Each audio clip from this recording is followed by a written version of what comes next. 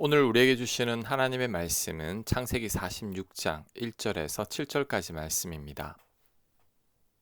1절 이스라엘이 모든 소유를 이끌고 떠나 브엘세바에 이르러 그의 아버지 이삭의 하나님께 희생 제사를 드리니 그 밤에 하나님이 이상 중에 이스라엘에게 나타나 이르시되 야곱아 야곱아 하시는지라.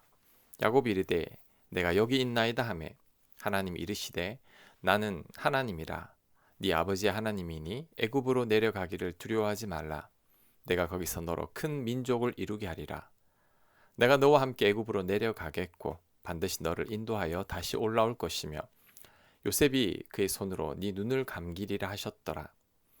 야곱이 브엘세바에서 떠날새 이스라엘의 아들들이 바로가 그를 태우려고 보낸 수레에 자기들의 아버지 야곱과 자기들의 처자들을 태우고 그들의 가축과 가나안 땅에서 얻은 재물을 이끌었으며 야곱과 그의 자손들이 다 함께 애굽으로 갔더라. 이와 같이 야곱이 그 아들들과 손자들과 딸들과 손녀들 곧 그의 모든 자손을 데리고 애굽으로 갔더라. 아멘. 요셉이 애굽의 총리로 살아있다는 말을 듣고 드디어 야곱이 애굽으로 떠납니다. 그런데 이때 야곱의 마음이 어떠했을까요? 요셉을 다시 보게 된다는 기쁨과 설렘과 하나님 은혜에 대한 감사가 가득했을 것입니다. 하지만 고향을 떠나는 것은 두려워했던 것 같습니다. 그것을 어떻게 알 수 있느냐 하면 그날 밤 하나님께서 야곱에게 나타나셔서 애굽으로 내려가기를 두려워하지 말라고 말씀했다는 것입니다. 하나님께서 동행하실 것이며 나중에 평안히 다시 가나안 땅으로 올라오게 할 것이니 두려워하지 말라고 말씀했습니다. 이것을 볼 때 지금 야곱은 두려움 가운데 있다는 것을 알 수 있죠. 그렇다면 뭐가 두려울까요? 지금 야곱이 두려운 것은 약속의 땅 가나안을 떠나는 것이 두렵습니다. 왜냐하면 가나안 땅은 하나님께서 거하라고 한 땅이기 때문이죠. 지금까지 야곱이 가나안 땅을 떠나서 고생만 했습니다. 아버지 이삭도 할아버지 아브라함도 기근이나 다른 이유로 가나안 땅을 떠났다가 고생만 했습니다.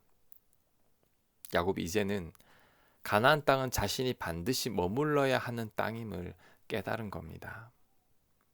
하나님의 뜻은 자신이 가나안 땅에 거하는 것임을 야곱이 이제는 알게 된 거죠. 하지만 지금 가나안 땅을 떠나려고 하니까 이제 그것이 두려운 겁니다. 그런데 이 두려움은 야곱이 그만큼 영적으로 성숙했다는 것을 의미합니다. 만약에 이전의 야곱이었다면 요셉이 살아있다는 소식에 먼저 애굽까지 달려갔을 겁니다. 하지만 이제는 그러지 않습니다. 야곱이 이제는 하나님의 뜻을 생각하고 하나님께 순종하려고 애쓰고 있습니다. 야곱이 너무나 많이 바뀌었습니다. 야곱의 두려움의 대상도 완전히 바뀌었죠. 과거의 야곱은 형을 두려워했고 라반을 두려워했고 세겜 사람들을 두려워했습니다. 축복을 받지 못할까 봐 두려워했고 재산을 잃을까 봐 두려워했고 아내와 자식들이 잘못될까 봐 두려워했습니다. 그런데 지금 야곱은 하나님 말씀에 불순종하게 될까 봐 그게 두려운 거죠. 이제는 과거의 야곱이 아닙니다. 이제는 하나님 말씀에 순종하는 야곱이 된 거죠. 하나님께서 야곱을 이렇게 변화시킨 겁니다.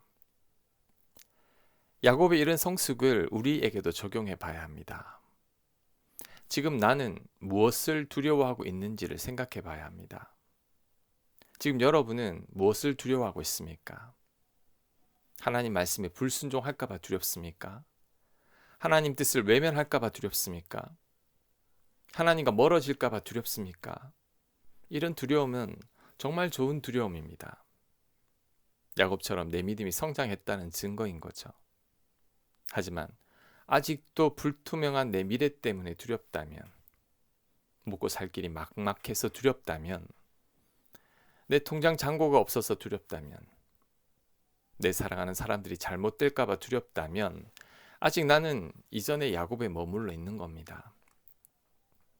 야곱의 인생을 기억해야 합니다. 하나님을 믿지 못해서 자신의 힘과 꾀로 살려고 발버둥 쳤던 야곱을 기억해야 합니다. 이런 야곱에게 돌아온 것은 아무것도 없습니다. 가정의 불화와 형제지간의 불화와 사랑하는 사람과의 이별밖에 없었습니다. 우리는 야곱처럼 살아서는 안 됩니다. 일찌감치 하나님을 믿는 믿음으로 살아야 합니다. 하나님을 의지하면서 하나님 뜻 안에 살려고 애를 써야 합니다. 그럴 때 하나님께서 반드시 책임지십니다. 야곱을 책임지신 하나님께서 우리의 인생도 책임지실 것입니다. 우리는 이 사실만을 굳게 믿어야 합니다. 자, 그 다음 야곱이 드린 제사를 기억해야 합니다. 야곱이 애굽과 가나안 땅의 경계가 있는 브엘세바에서 희생 제사를 드리는데 이것은 할아버지 아브라함과 아버지 이삭이 거주했던 곳이고 하나님께 제사도 드린 곳입니다. 이곳을 야곱이 지나다 보니 아버지와 할아버지 생각이 나서 하나님께 제사를 드리는 겁니다. 그런데 이 제사의 의미는 두 가지라고 생각됩니다. 첫 번째, 감사의 제사입니다. 아들 요셉이 살아있고 애굽의 총리까지 되어 있음을 감사하고 있습니다. 돌이켜보니 다 하나님의 은혜였죠.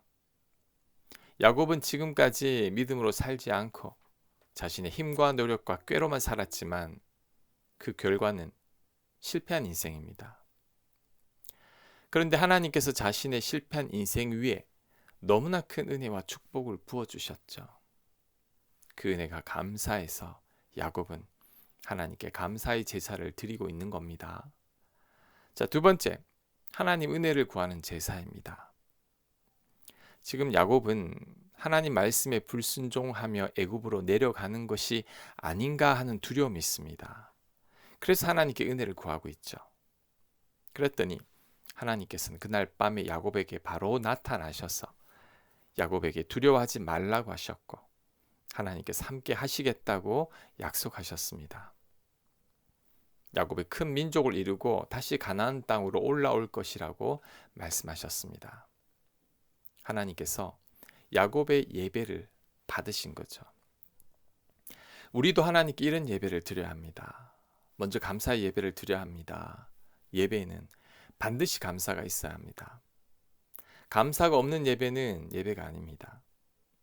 설교 듣는 것만으로 예배를 드렸다고 착각하면 안 됩니다. 마음에 우러나오는 감사가 있어야 합니다. 그것이 하나님께서 기뻐하시는 예배입니다. 주일에 교회에 오셔서 예배 드릴 때마다 감사의 제목을 꼭 가지고 와서 하나님께 감사드리십시오.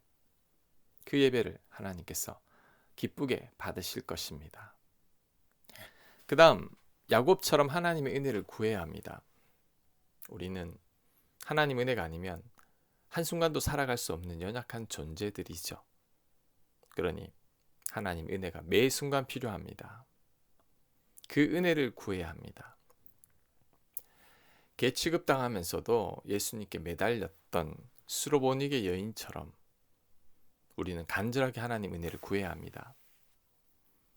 예수님을 향해 소리치며 자신을 불쌍히 여겨달라고 매달렸던 여리고 맹인처럼 하나님 은혜를 구해야 합니다. 예수님 옷자락만이라도 만지려고 애썼던 혈루병 걸렸던 여인처럼 우리는 하나님께 나아가야 합니다. 그럴 때 하나님께서 은혜를 반드시 베풀어 주실 겁니다. 예배는 진정한 감사가 있어야 합니다. 겸손히 하나님을 의지하며 하나님의 은혜를 구해야 합니다. 이 예배를 하나님께서 기쁘게 받으실 것입니다.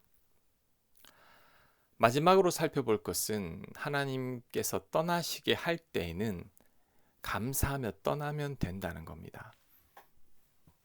사실 떠나는 것은 쉬운 게 아니고 감사할 일도 아닙니다. 야곱도 가나안 땅을 떠나고 싶지 않았을 겁니다. 흉년으로 인해 어쩔 수 없이 떠나야 했던 거죠.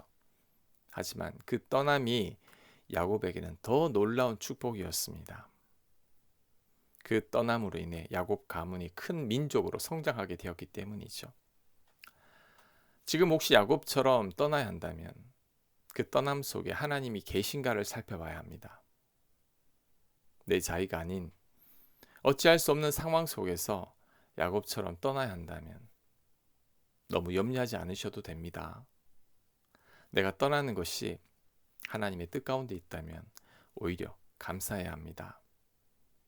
하나님께서 복 주시기 위해 야곱을 떠나게 하신 것처럼 나에게도 큰 복을 허락하실 겁니다.